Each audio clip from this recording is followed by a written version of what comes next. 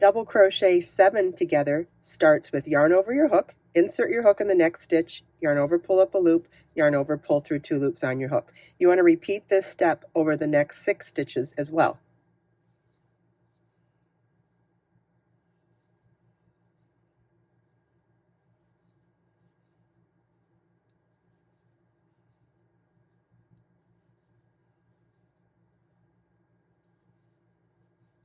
You should now have 8 loops on your hook. Yarn over and pull through all 8 loops on your hook. Let's do that again.